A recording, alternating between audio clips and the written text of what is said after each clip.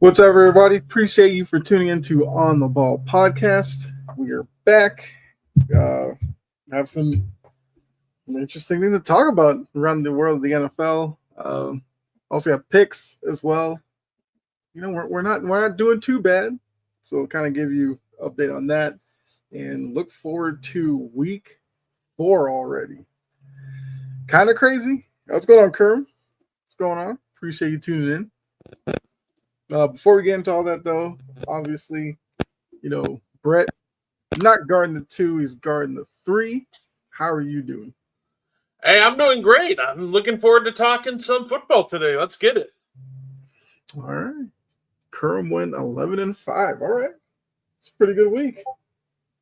Did you do it against the spread or are you just picking winners?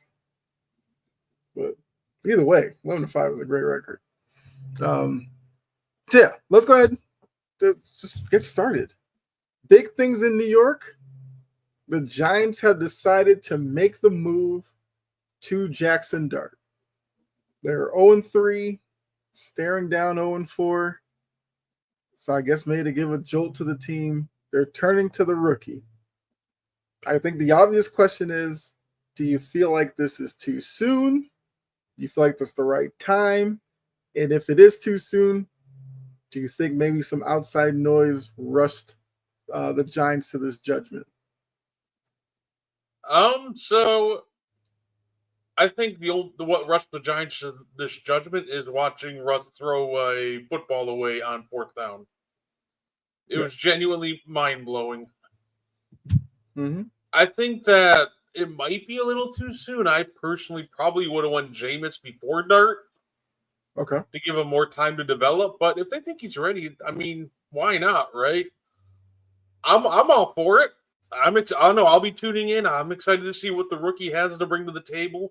Mm-hmm. It's going to be a great time, and at least gives the Giants fan base hopefully some hope. Yeah, and I guess I kind of thought like you that they were probably going to do Russ, Jameis, Dart, and hopefully that they could get through the first 8 weeks or so. Because if you look at their schedule coming up, they face the Eagles twice in 3 weeks. They face the Broncos, I believe. They face the Chargers this week. They do have the Saints. So whatever. But, I feel like going into the season, the Giants probably were hoping if they could get through that stretch, then maybe throw Dart out there, they'd probably be better off. But looking at the way Russ did play Monday, not Monday, Sunday. Was it Sunday night? Yeah. But either way, the way he played, you feel like the move was coming. Like some of the moon balls were just unnecessary into like triple coverage for a pickoff.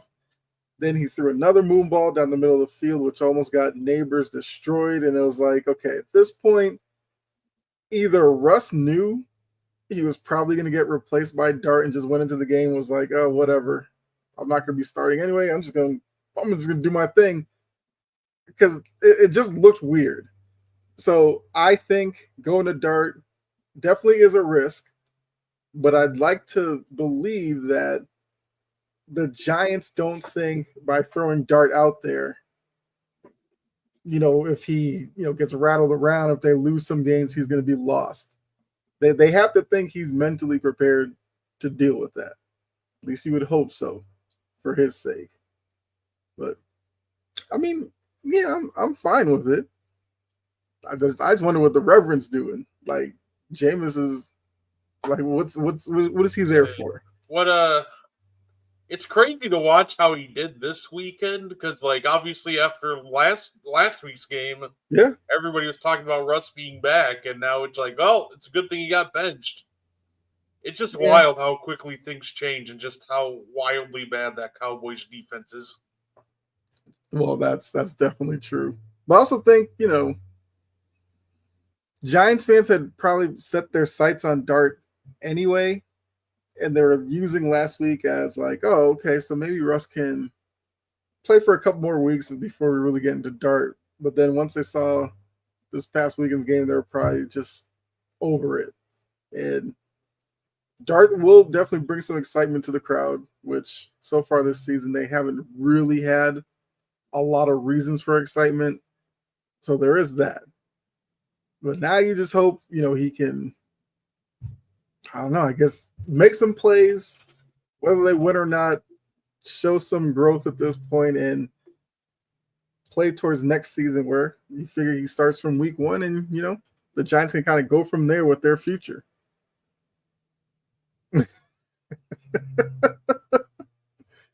I mean, Kern, we're just stating what we saw. Didn't mean throw that in your face necessarily.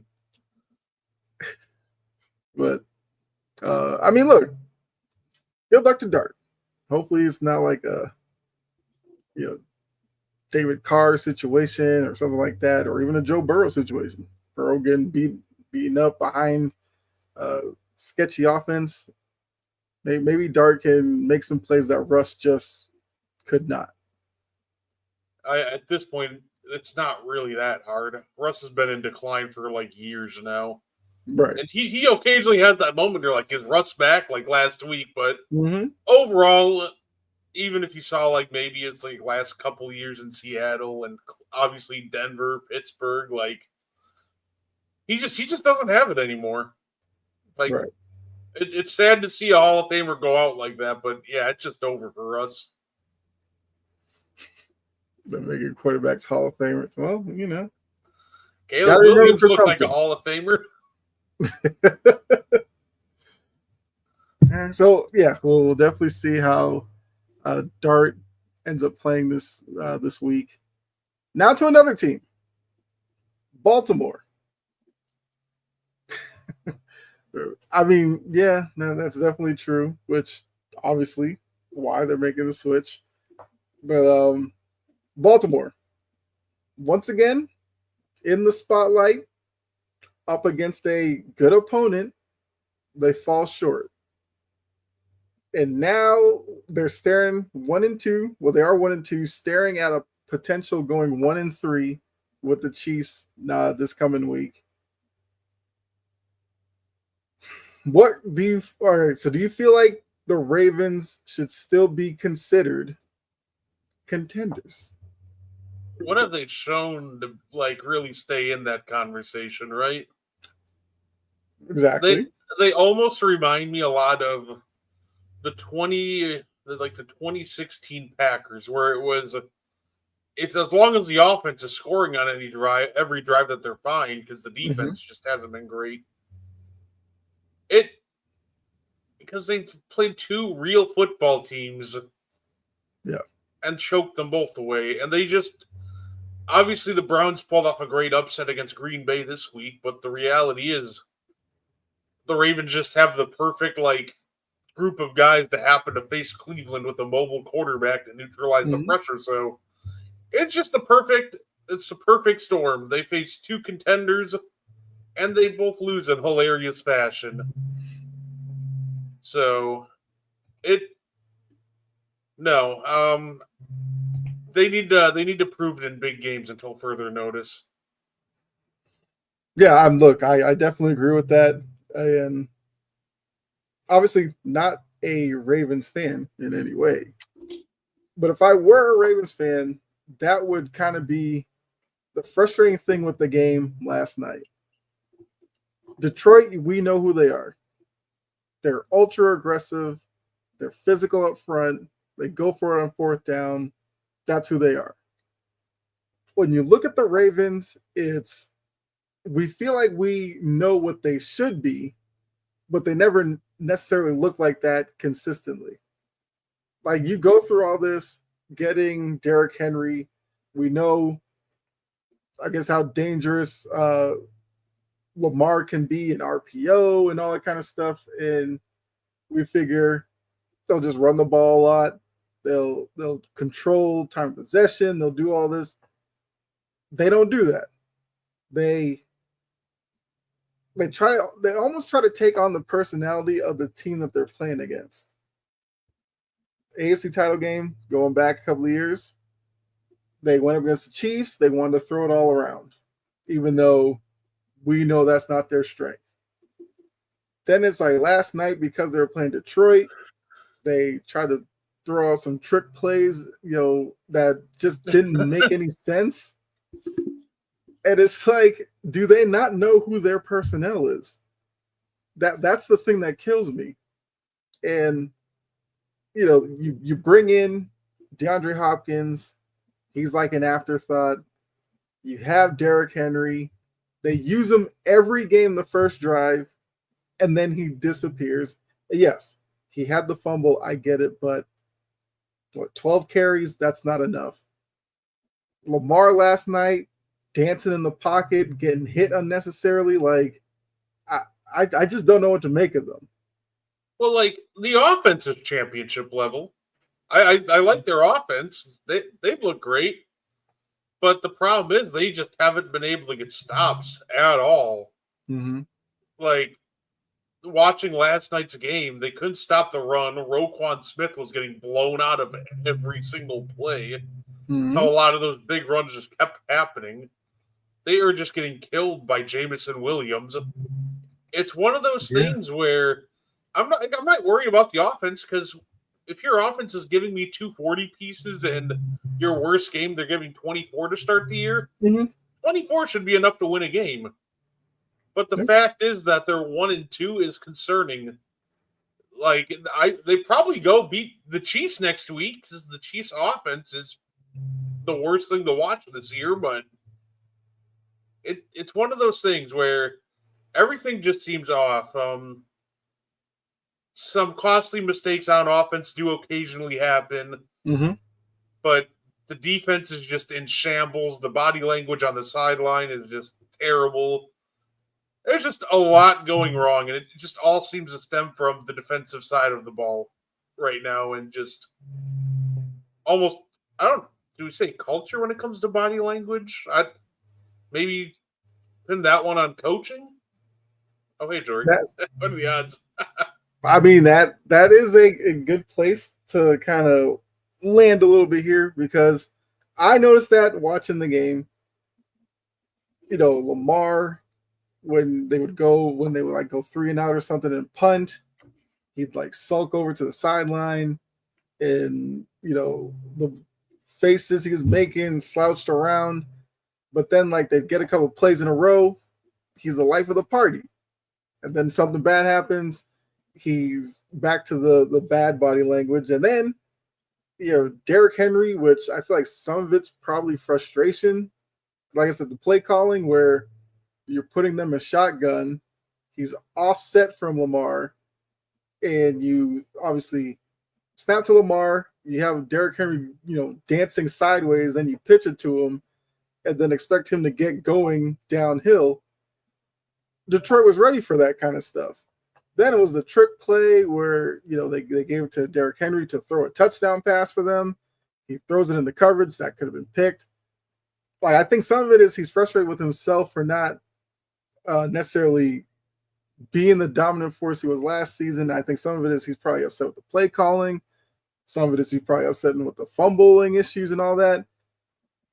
So I guess if you look at that in totality, you have to go, what is John Harbaugh doing about this? Why is he letting these guys do that? These are two guys that are supposed to be leaders on your team. If the other guys, especially on offense, see them acting like that, how's Zay Flowers supposed to act? Like, we got on Zay Flowers in that Chiefs game when, he dove across the goal line, fumbled it, and then he had his little tantrum. He's a young player. Lamar and Derrick Henry have been around for long enough that they shouldn't be acting like that. So I think this is something that John Harbaugh probably needs to address. Whether he will or he won't, I don't know. But the body language was definitely something that caught my attention last night. So he's too busy giving us this daily shock Harbaugh face every time they blow a lead. Something I was looking forward to in Baltimore. I cannot stand that. Yeah. I look forward to it. It's so funny because you look so distressed, like, big dog, you can do something to stop this, Yeah. That's what I'm like, I don't understand what they're doing. That's what gets me. It's like, dude, a lot of the issues they have are discipline issues. Like, dog, you got to work on this, because if you have discipline issue, like, okay, if you're committing stupid penalties and throwing tantrums, like that's just kind of on you, John. You gotta really work on it. You gotta work on that. You gotta get them kind of under wraps a bit and just tell them, hey, you gotta control your emotions out there. You can't be throwing tantrums like that. Right. We know Vrabel's is much different than Harbaugh. But yeah, seeing Derrick Henry like that was definitely a big surprise. But hey, they're 1-2. They have another big game this week. Like we said, so far they haven't passed the test against either of the first two. But this is probably the weakest of the three so far. And I don't know. Something to watch for sure. So, okay, so you did say you would take them out of the contender conversation, which I would as well. We are just 3 weeks in, so it's still relatively early. When you do look at the AFC, who are the contenders? Is it a long list? Is it just a couple of teams for you?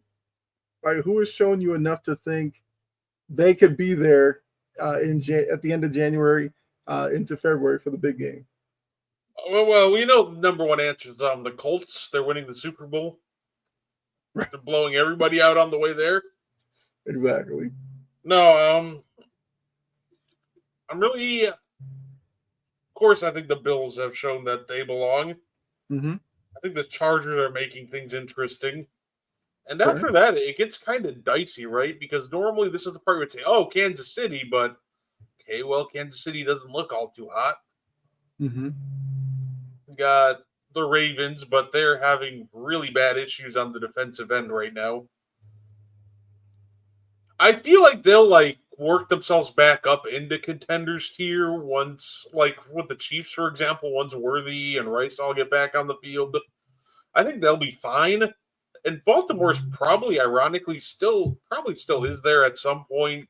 Mm-hmm. They'll probably fix their defensive issues, but I don't know. After these first 3 weeks, it really feels like it's Buffalo, the Chargers, and everybody else. Yeah, I mean, I can't really argue against that. It does seem like that those two have separated from the rest with, Baltimore, Kansas City, these other teams, Denver, I guess, if you want to throw in there, some teams that have some work to do, but can still, I guess, kind of force their way into the conversation. Yeah, Denver, nah, that's got to be a no from me. Not even. Well, I'm just saying, like before the season, a lot of people were talking about Denver, and yeah, they haven't started the best either.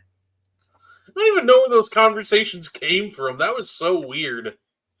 I think a lot of that was, people have been getting on the bandwagon of the Chiefs losing some momentum, and they were looking for a team to, I guess, claim that division now. And it seemed like it was like 3 quarters on the Chargers, and there was like this collection that was like, don't forget Denver. You have that defense.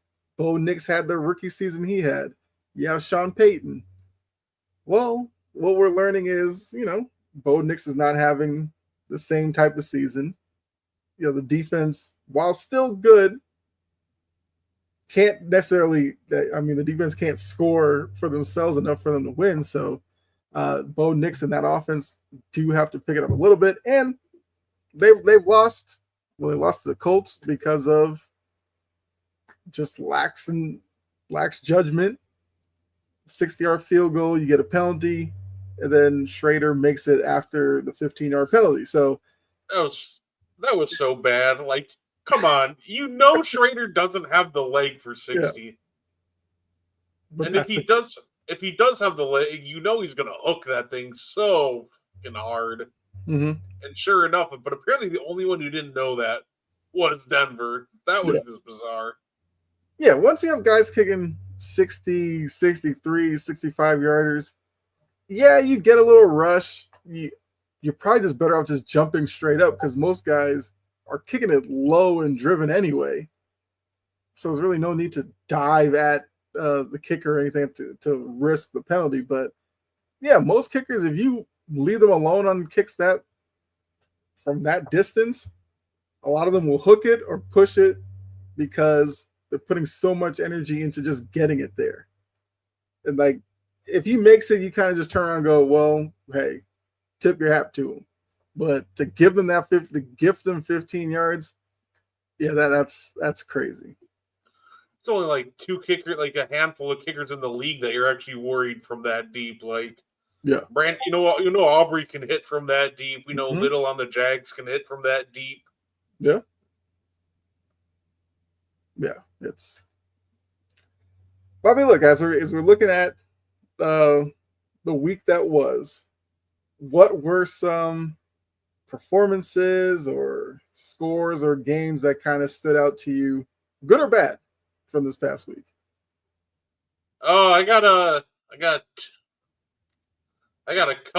couple people on should be they really need to be fired list already, if that Okay. counts for anything. Yeah. We talk about that. My number one guy is Rich Bisaccia, special teams coach of the Green Bay Packers. Mm-hmm. Look, I was told that the locker room likes him, and I don't. So far. Problem is, I don't really care about that because I need production on the field. Right. We made him the highest special teams coordinator by a good margin when we signed him. Mm-hmm. And our special teams has progressively just been really bad or gotten worse underneath him. So I'm sure he's a great guy. I'm sure we can find a different role, like, I don't know, human resources or Packers hangout buddy. Like, I don't care. Just get him away from my special teams. At this point, let's pay him an extra $500,000 just to avoid special teams. Like, I don't care. I don't even know if he needs to be fired, but he just really needs to get off special teams at least, at a minimum. I think he's going to end up getting canned though. Yeah. I'm looking at Raheem Morris a little side-eyed after that Atlanta game too. That was rough. Yeah, and then the day after, bringing the quarterback coach or something like that down on the sideline and all this stuff. Well, no, they fired some coaches after the game. Yeah. Well, so Michael Penix really got drafted because he can throw a nice deep ball and a nice intermediate ball. Yep. So he comes in the league and what do? You treat him like Tua with a do-rag. Like, it doesn't make any sense. Why is every pass within 5 yards of the line of scrimmage? Like, if you're going to draft a quarterback that's great at throwing the deep ball, let him try to dial up some deep shots, some intermediate shots. Mm-hmm. Let's start running an offense that just makes sense for Penix, not running an offense that you make for 40-year-old Kirk Cousins because he can't move and he just needs to get the ball out quick. Yeah. I feel like that's sometimes like the calculated risk with a defensive-minded head coach, where obviously you have your offensive coordinator, but you like to think the OC is working off of the head coach's recommendations, but where a lot of defensive coaches get in trouble, they try to be conservative offensively and feel like their defense is going to be what saves them. And like you said, you took Penix 8th overall. You took him after you signed Kirk Cousins, so you really loved Michael Penix. But now that he's playing, you're using him like you don't trust him. And if you didn't trust him, why draft him 8th overall? And that's the kind of state of Atlanta Falcons. Like, this is why, a lot of Falcons fans are done with the front office. I feel like they're getting there with Raheem Morris. Like, this is something that could go sideways pretty quickly down in Atlanta. Colonel says Mike McDaniel will be gone. Look, there's a lot of coaches that, based off this past week, you kind of have to look at. You talked about Morris. There's Jory, if you're still in here, and I know you were happy to see this, but Callahan, they're turning. I honestly didn't know that Callahan was necessarily like the play caller, but they're turning over the play calling duties to the quarterback coach. Which, if you're Cam Ward, that's probably the coach you work the closest with. So maybe he starts calling plays that actually work to your benefit. But if you're taking duties away from your head coach, not a lot of confidence in him. He could be on the hot seat as well. Callahan shouldn't even been out of the locker room at halftime, honestly. Genuinely, just for that last 2-minute sequence alone, by the way, he was the other name that I was saying has to go. Yeah. Like, did you catch what happened at the 2-minute drive, Kyle? I saw a little bit of it, but I'm saying so reminder. They're going 4th and 1. They're like, yeah, we're going to go for it. And then they get jittery. They're like, they call a timeout. They decided to, and then they come out again out of the timeout. They get a delay of game. Yes, okay. Now they have to kick a field goal from 62, and then they miss the field goal. Yeah. How in the world do you not know what play you're running out of a timeout? It's the most mind-boggling thing you will ever see. If you need a good laugh, unless you're a Titans fan, sorry, Dory, don't kill me. Go watch that last 2 minutes because it is the most confusing sequence you might ever see in your life. And I don't know how that happens. When the Titans website, the guy who writes on the page was even like, I can't really say anything on here that I want to. He just has to go. I'm sorry. Callahan just has to go. And if last week's screen pass and it feels like that's the problem. Communication. Last week we had a screen pass where all the receivers went to block and nobody knew who the screen was for. This week it's that. Yeah. He's got to get somebody in there that's going to not only develop, but just communicate, make sure everybody's on the same page, because clearly that's just not happening right now in Tennessee. Yeah.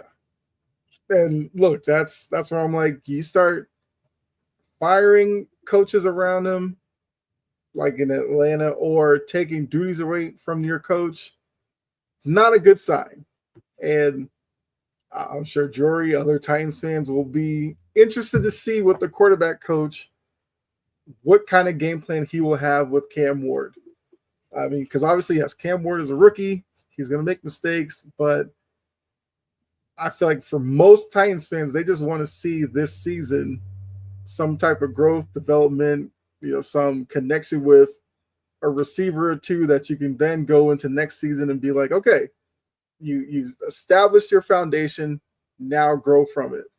But like you said, when every week there's a sequence or a play or two that you can point to and be like, that's why they're losing, then yeah, that's not going to look good on Callahan. And look, we know when you have guys like Callahan with a young quarterback, teams will be looking at some of those offensive coordinators around the league that might be worth letting go of the guy that you have to bring in. I'm looking at a couple right now that I feel like will be big names for coaching jobs in the offseason.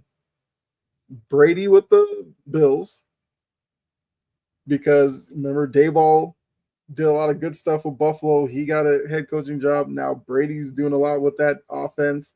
I feel like he's the guy that teams will try to pluck away. And old friend of the NFL, Kingsbury. I feel like Kingsbury, for what he's doing in Washington, he's going to start getting some looks as well. And if you're a team like Atlanta or like Tennessee, where you have young quarterbacks, but the coaches haven't necessarily been up to snuff, why wouldn't you give those two guys a chance and see if they can do it? I feel like it just makes too much sense. I don't know. Well, another thing that I feel like was kind of the theme from this week, special teams play. We saw a lot of block kicks. We saw kickers kicking the ball out of bounds or short of the landing zone. Just a lot of weird things, special teams wise. I'm sure you noticed a lot of it as well. Was this not one of the wildest Sundays and just weeks that you can remember in the past few seasons? Yeah, and it was a lot of fun, honestly. I loved it.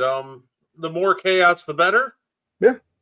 So, yeah, it was a wild week, especially for special teams. Just so many just block punts and field goals. I don't think I've ever seen as many as we've had in one weekend as this past weekend. Yeah, it's just wild. Well, I feel like everybody's been asking this, and might as well talk about it here. Everybody keeps asking every time I look around, who the best team in football is. So, who is the best team in football? Is it obviously, the team in Philly? They are the current champions, or is it somebody else? Philly until further notice. Okay. Current champions, 3-0, haven't lost a game. Like it's hard to argue against Philly. Say that being said, I think maybe the closest team to them, probably like Buffalo, has looked good through their 3 games. Obviously the Packers had a bad week, but I think they'll bounce back just fine against Dallas. Like, I think the answer right now to the best team in the NFL, though, it just has to be the Eagles. I agree. Like I like a lot of people are looking at, they're doing just enough to win. That is good enough for me. Had a long season last year. Quick turnaround. If early in the season you don't look your best, that's not a big problem for me. Bill Belichick used to say all the time, you want to play your best football when you get to Halloween. So we'll see how the Eagles look then. So we did this with the AFC. Looking at the NFC, who's the biggest threat to the Eagles? Is it your Packers or somebody else?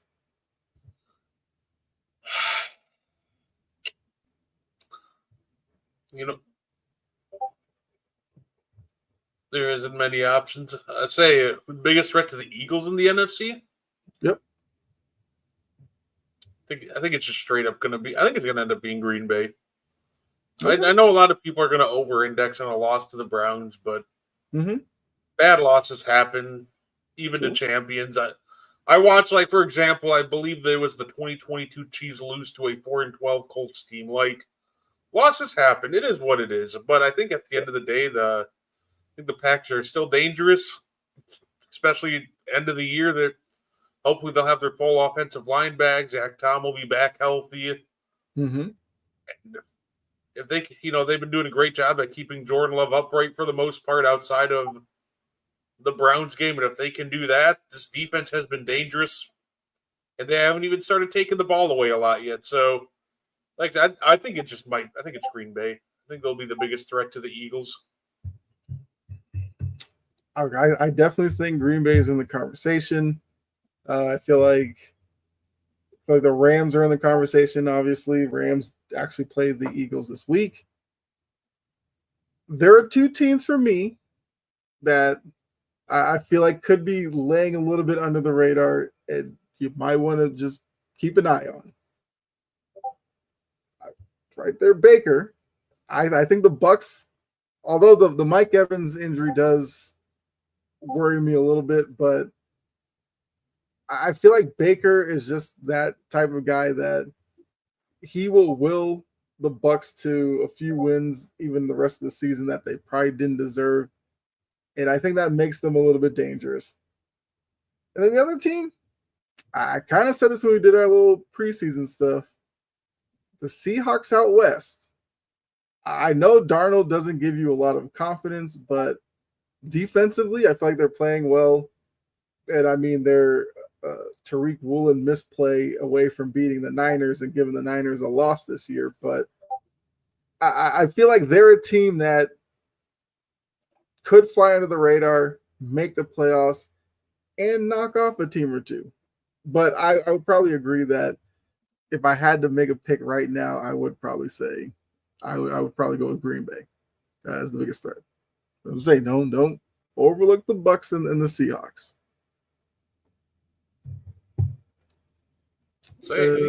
Yeah, go ahead. I'm not saying I think it's week 9. We play the Eagles, and that's definitely a game I'm looking forward to. It's going to be a lot of fun. Yeah, absolutely. I'm trying to think if there's any other performances. Yeah, let's go ahead and get into picks. So we did miss picks last week. That's fine. I do have our standings updated here. And I will say, still pretty close. Here we go. There we go. So last time we did make picks was week 2. You went 3-3. I actually had a 5-1 week, which hey, I'll take them where I can get them. Just to recap, we both had the Packers. How do we both miss the Falcons and the Vikings? So actually, I think you went 4-2. I'll have to fix that. So you're actually 6-5. So I'll fix that for next week. Which that game, if you missed it, you didn't miss a lot unless you like defenses. Defenses were pretty good. The Bucks are the Texans, which the Texans are a team that they seem like they are kind of skating on thin ice right now with their issues offensively. They're definitely missing Joe Mixon. They're missing Tank Dell, which we believe, but this is what it is with them. Chargers, Raiders, we split on. The Chargers beat the Raiders. And then Bengals, I got in Colts. You had the Eagles. The Browns plus 11.5 was obviously your big shot in the dark, and it didn't go well. But that's all right. I like to go all in with my underdogs. I respect it. So I say that to say this when looking at this week. There's a couple of big lines out there that I wonder might tempt you. So, okay, so if you're new to the show, Brett and I always pick the primetime games. This week we get 2 Monday night games again. So we'll have Thursday, Sunday, the 2 Monday nights. And then we pick a favorite that we like and a underdog we like to cover. So it's another week with 6 picks. So chance to bolster our record. But looking at some of these lines, Thursday night, Seahawks travel to Arizona to face the Cardinals. The Cardinals are a 1.5 point favorite at home.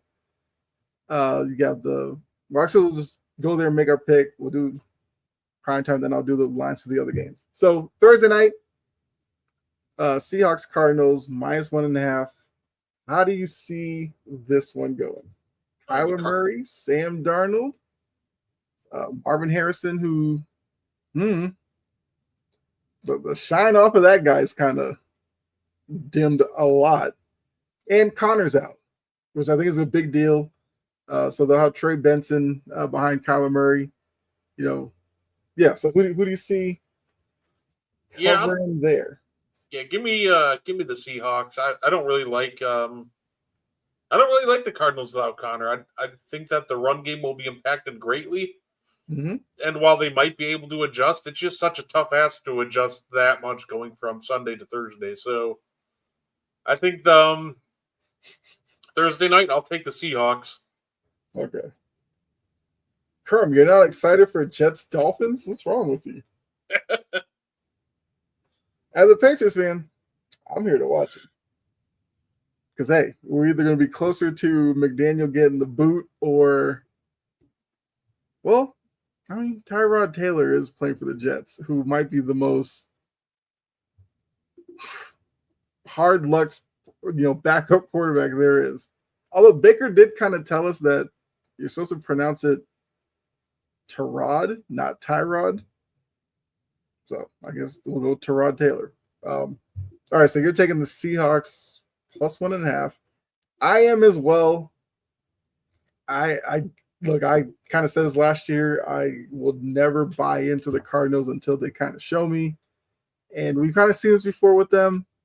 They look okay early in the season, and then as it goes along, they kind of get progressively worse. Like I said, the Connor injury is a big deal. I feel like a lot of people probably haven't been paying attention to Connor because he was out in Arizona, but he's been like a pillar of that offense. And taking him out for Benson is going to be a drop-off. So I'll take the Seahawks as well in that one. All right, Sunday night. This one, very close to your heart. Your Packers are a 6.5 favorite on the road going down to Jerry World in Dallas. Call this another home game because the Packers don't lose at Jerry World, and I don't think that. I think that continues. I think we beat the Cowboys handedly, Mm-hmm. and I think I'll take the Packers to cover the spread on this one. All right. Yeah, I'm gonna agree with you. Aaron Glenn absolutely was having the time of his life, and then Baker Mayfield killed it for him. I felt bad for Aaron Glenn, because I do think he's going to be a good hire for the Jets. It's just that you can't count out Baker. That's just what he does. But yeah, so I'll agree. I'll take the Packers minus 6.5. Think of all the attention that game's going to get with the Parsons stuff. I could see NBC going crazy with the montage and everything. And I will be interested to see how the Cowboys kind of approach Parsons. Like, do they just send extra guys to his side of the line to make sure he doesn't have a big impact on the game? Does he just have an impact anyway and sack Dak like 3-4 times and really stick it to the Cowboys fans? It'll just be like what we've seen every week. They'll send extra guys to Micah, but it doesn't matter because that's the beauty of what the Packers have been so far defensively. They've been absolutely dominant defensively, and it's not just Micah. Obviously, Micah draws so much attention that it helps a ton. But it's Devontae Wyatt has been an absolute menace up the middle. Rashawn Gary's bouncing back in a big way. And even with someone like Lucas Van Ness, who is looked at as almost on bust territory coming into the season, has had a great year. So that's another big reason. I think they will focus on shutting down Micah. But in the grand scheme of things, I don't think it'll really matter because there's just so much talent on that defensive line. Yeah. Look, I'm here for it. I cannot wait to see that one. I want to see like how many times they show Jerry in the box and what his body language is looking like. It's gonna be great theater. All right, Monday night to the games that Kerm doesn't like for whatever reason. The Jets with Aaron Glenn, who, if there's anything you can say, like Aaron Glenn has definitely had an impact on the Jets this season. But no Justin Fields. It looks like it's going to be Tyrod or whatever Baker said. Tyrod Taylor again. And then the Dolphins, which I feel like every week now is Mike McDaniel watch it. We're going to be focused on how the Dolphins actually look in this game. I will say for the Monday night games this week, they're not doing like the 7 and then the 10 o'clock start. I believe it's 7 and then like 8:15 because they probably know you're probably not going to stick with Jets Dolphins for 2.5, 3 hours. So get Bengals Broncos started an hour later, and maybe that would captivate people. Oh, we're getting some. Look, we'll make the playoffs, and we'll have a decent run this year, I think. Trust the process. Exactly. Which, oddly enough, I've been seeing Tatum popping up everywhere. And he was talking to Stephen A. And Stephen A., of course, in his excellence, takes the time when they're talking about, Tatum's recovery. Stephen A. is like, but what about that series against the Knicks? How did you lose games 1 and 2 at home? I'm like, the dude's talking about his recovery. Give him a second. And Stephen A's over there just cheesing. I was just like... I'm shocked that Stephen A. didn't ask him what he thought about Memphis. True. He could have. Yeah. Well, I mean, I guess the big thing was like Tatum's talking about he's been talking to Halliburton and Lillard and guys like that. But yeah. George says Monday night of mid. Look, we're getting Aaron Glenn. You might get another dance on the sideline. We're getting McDaniel, who still seems like he's too cool to, be a coach. You get the whole train wreck of the Dolphins. Like, it could be good TV. But yeah, so look, it's like I said, there's a reason why they're stacking this week like they are. But gotta talk about it. The Jets travel down to Miami, face the Dolphins. The Dolphins are a 2.5-point favorite. What do you think? I'll take the Jets. I mean, I'll take if Miami's the favorite, I'll take whoever's facing them. That's how bad they look. Yeah. Who? Okay, yeah, I might have to go. I might have to go down to the local casino and put money down on the Jets. If the Dolphins are the favorite, oof. That's hey. Oof. I mean, look, you get 3 points for being at home. They have it as 2.5, so even Vegas, they're not like in love with the Dolphins in any way. Sure, if it was, maybe if it was Fields starting, maybe the Jets would have been the favorite. I don't know, but I think Taylor is a competent enough backup that I'm gonna go with you. I think the Jets get it done. Maybe we get another Aaron Glenn dance on the sideline. All right, so I guess what else is on actually on Monday? Monday Night Raw. Well, Tune into some wrestling. Yeah, you'll probably have, WNBA playoff games. You have baseball. Well, Kerm, you're a Rangers fan. They might miss out on the playoffs. You had hockey. I'm assuming you're a Stars fan, at least at the start of the season. Yeah, I'll take the Jets plus 2.5. All right, so this one, maybe a little more interesting. That's right. Yes, wild card does start Tuesday, so Monday they probably don't have any games on. It's crazy that we're already in MLB playoffs. You got the Bengals with Jake Browning and Chase and those guys traveling to Mile High to face Bo Nix, Cortland Sutton, Zach Allen, all those guys on defense, and the Broncos. The Broncos are a 7.5-point favorite. What do you think about this one? I think that the Broncos offense is incapable of beating anybody by 8 or more points. I'll take the Bengals.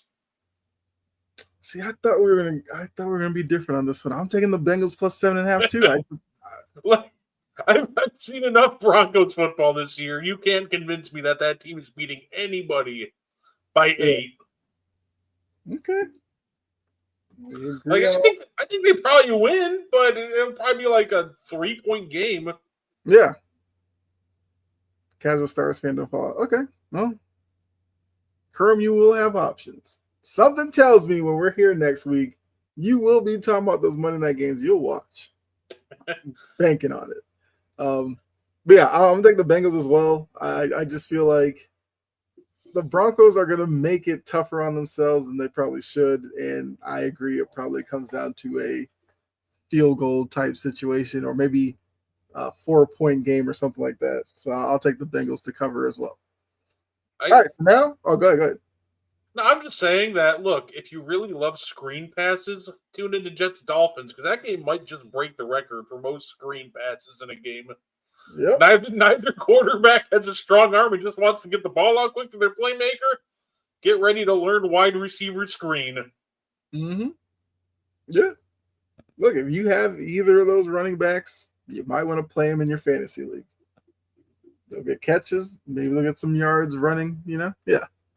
All right. So now we're going to pick our let's go with our favorite. The favorite that we like to cover from the rest of these games. Like I said, some of these lines are interesting.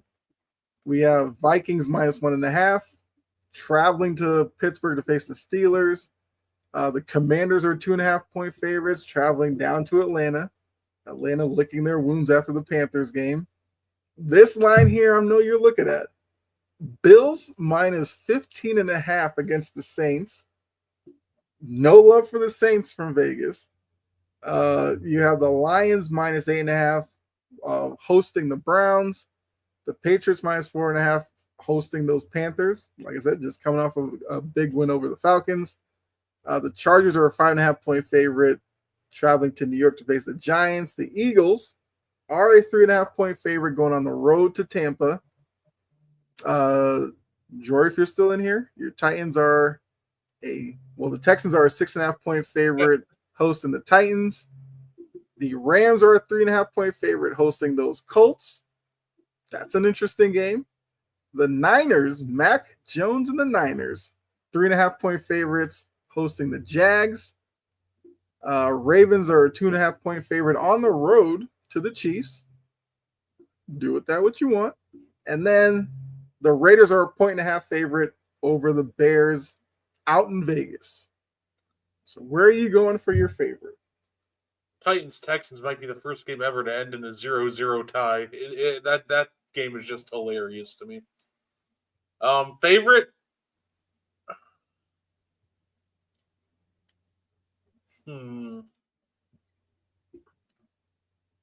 See, this one it's kind of tough because there's a lot of good options on here. Mm-hmm. But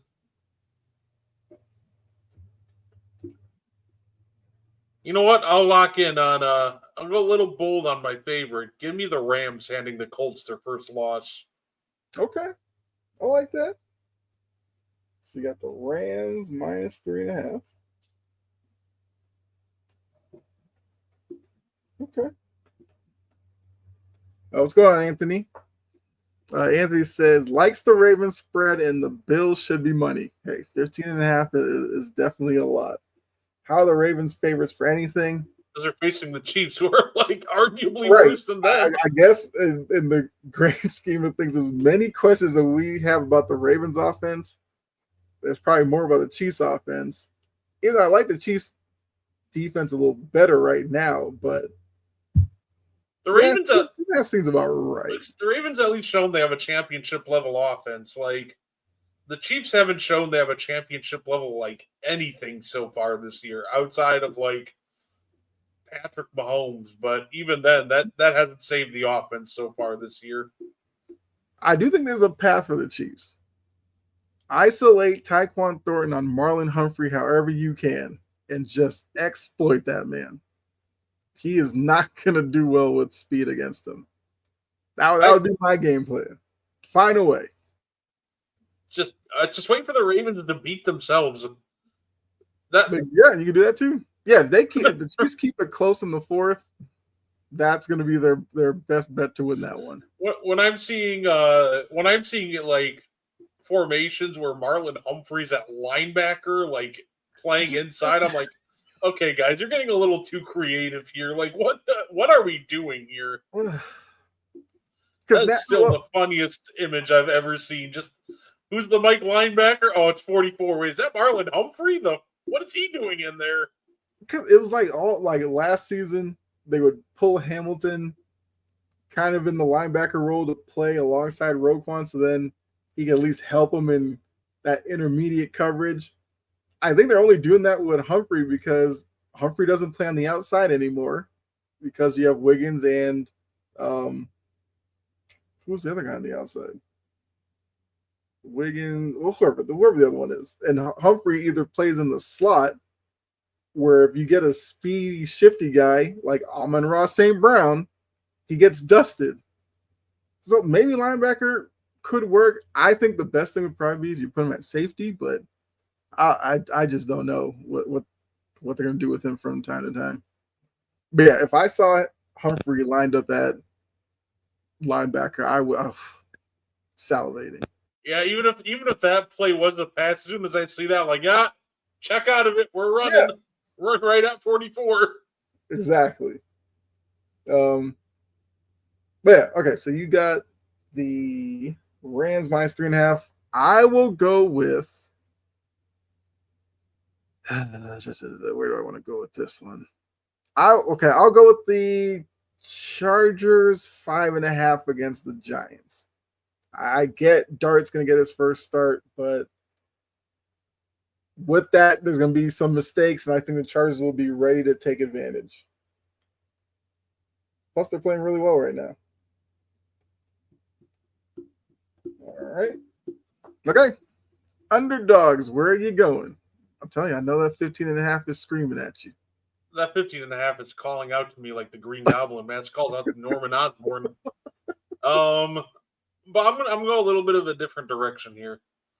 Give me the Browns at Detroit. Okay. Think the Browns. Obviously, second time I'm trusting the Browns here, but obviously they're coming off an upset on Green Bay. Mm-hmm. And I can't guarantee a win, but I think that'd be fun. But I just think they have enough on that defensive line where they can wreck the interior of the line and keep that game a lot closer than people think. And at that point, anything's possible. So Cleveland getting back to back wins here would be the most hilarious outcome. But I'll pick Cleveland. Okay, that's an interesting one. I mean, look, the Lions are going to try to line up and run. The Browns defense. It's going to be an interesting battle between those two. All right, so my underdog. Couple of places I could go with this. Do I go to the well one more time with my guy Baker? Yeah, I'm gonna do it. I'll take the Bucks plus 3.5 against the Eagles. I think that game's gonna be. I feel like it's gonna be close. I feel like that's a field goal game if I've ever seen one. So I'll take the Bucks plus 3.5. Bucks always play the Eagles tough. That's a good one. Yeah. And Baker likes to rise to the occasion against tough opponents. All right, so look, I guess really quickly as we're going to end it here in a little bit. I guess what's another line that's kind of catching your eye? Obviously not making a pick, but just in general. Say another one that's catching my eye. The other one I really thought about, like for the favorites, was Commanders over Falcons. That one I think the Commanders will pretty easily cover against the Falcons. Mariota revenge game. Yeah. Yeah, that's. The only thing with that one is like it's in Atlanta, and the Falcons like to act like they know how to play when they're at home. But I think the Commanders have a good shot at that one. But yeah, looking at that Saints Bills one, like obviously it's not one of your picks. What do you think happens in that game?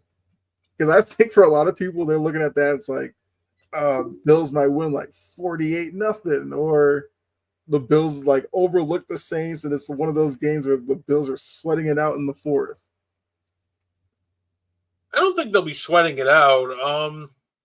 I think the Saints could very well keep it within that 15.5, but if they do, it won't even be one of those like close games that they're sweating it out. It'll be more like, a last-minute touchdown has made this a 27-17 game instead of a 27-10 game. So yeah. I do think the Bills just absolutely murder them right from the jump. Mm-hmm. But also, I could very well see that just looks like one of those games where people are going to take the 15.5 and get disappointed when the Saints start scoring on the Bills' backups in the fourth quarter to cut the spread. Yeah. Yeah, it's like 30-10, and Rattler throws some like garbage touchdown. You're just like, oh, come on. Yeah, I can see that happening in that one. But yeah, look, those are our week 4 picks. We'll definitely see how we each do next week. So I guess as we're getting out of here, Brett, you want to let them know what they can look forward to coming up here in a little bit?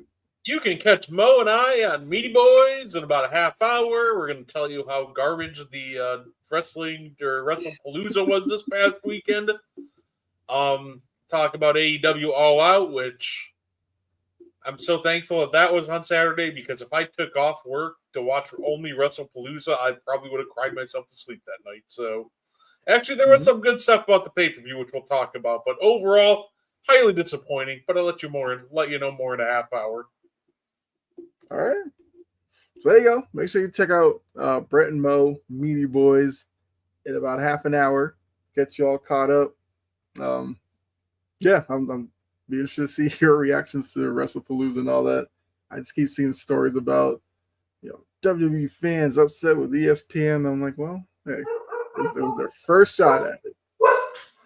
So maybe it gets better. Who knows? But yeah, so For me, I will see all of you back on here. Actually, I'll be on here with you, Brett, Thursday, sideline to sideline, with hopefully a full cast. Finally, seems like each week either one or two of us have been out. So this time it may work out where we all are in to talk NFL on Thursday, and also Friday, Jory, Key, and I, Passion and Precision. So stay tuned for all of that. And also all the other great shows on the network, Coffee and Sports in the morning as well to get your day started. So for myself and Brett, not guarding the 2, guarding the 3, we'll see you all next week. Enjoy the rest of your night and make sure you're back here for Meaty Boys in about half an hour. All right.